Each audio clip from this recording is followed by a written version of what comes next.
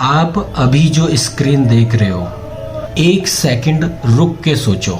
आप ये वीडियो देख रहे हो, पर देखने वाला कौन है?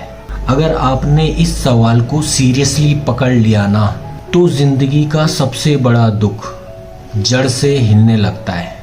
मैं आज आत्मा को किताबी भाषा में नहीं, बल्कि आपके एक्सपीरियंस में लेके आने वाला हूँ। कभी नोटिस किया है, दुनिया सेम होती है, लोग सेम होते हैं, पर अंदर का दुख कभी बढ़ता है, कभी घटता रहता है। हम सोचते हैं कि दुख बाहर से आता है, मनी, पावर, रिस्पेक्ट, रिलेशनशिप, पर सच ये है कि दुख का मेन रीज़न कुछ और है। हमने अपनी पहचान गलत जगह चिपका दी है। आज का वीडियो एक एक्सपेरिमेंट है। आप सिर्फ सुनोगे नहीं, अंदर चेक करोगे। चलो सीधा पॉइंट पे आते हैं। आप वो हो नहीं सकते जो आप देख सकते हो। आप शरीर को देख सकते हो, मतलब आप शरीर नहीं हो। आप अपनी सोच को देख सकते हो, मतलब आप अपनी सोच नहीं हो। आप इमोशन को देख सकते हो, मैं डर रहा हूँ, मैं खुश हूँ, दुखी हूँ, मतलब आप इमोशन भी नहीं हो। तो फिर आप हो कौन? आप वो हो जो ये सब कुछ नोटिस कर रहा है, मतलब साक्षी, मतलब विटनेस। और विटनेस का कोई शेप नहीं होता, कोई एज नहीं होती, कोई स्टोरी नहीं होती और कोई जेंडर नहीं होता। बस होना, बस अवेयर रहना। You are the witness, not the noise. एक सिंपल एग्जाम्पल से समझो। सोचो आप सिनेमा हॉल में बैठे हो, स्क्रीन पे मूवी चल रही है, हीरो रो रहा है, विलन मार रहा है, तूफान आ रहा है, पर स्क्रीन पर क्या होता है? स्क्रीन पर कुछ नहीं होता। वहाँ पे जो स्क्रीन है उस पे कुछ नहीं होता।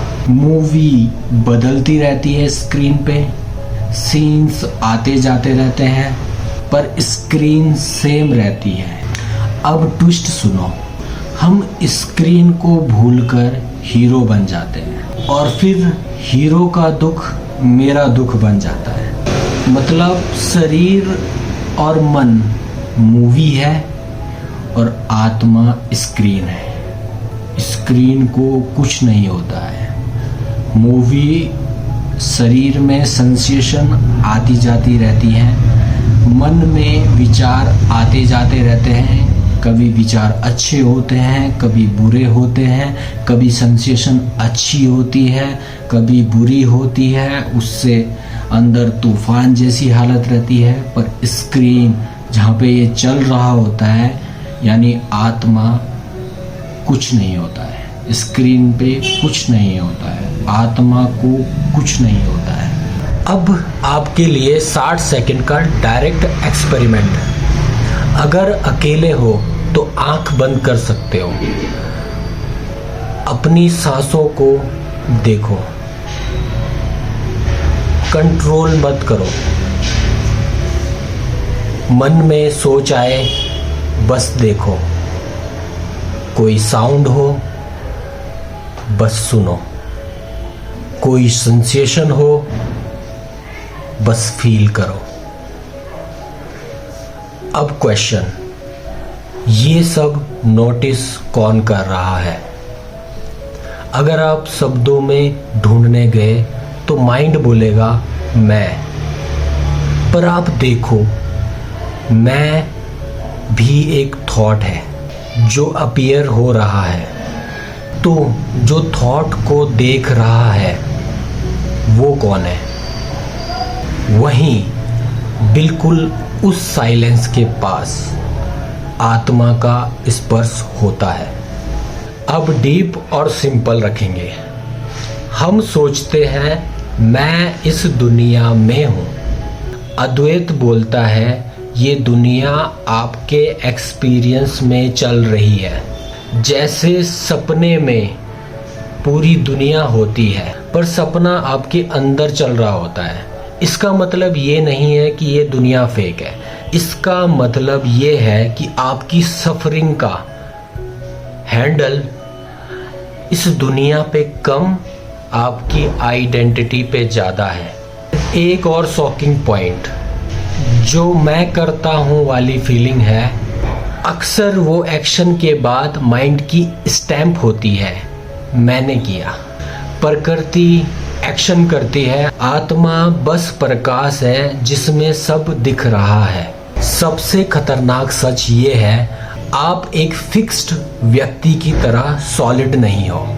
जो आप मैं बोलते हो वो यादों, कंडीशनिंग, हैबिट और एक रोल का पैकेज है। जब ये पैकेज हल्का पड़ता है, लाइफ चलती रहती है, पर अंदर बोझ कम हो जाता है।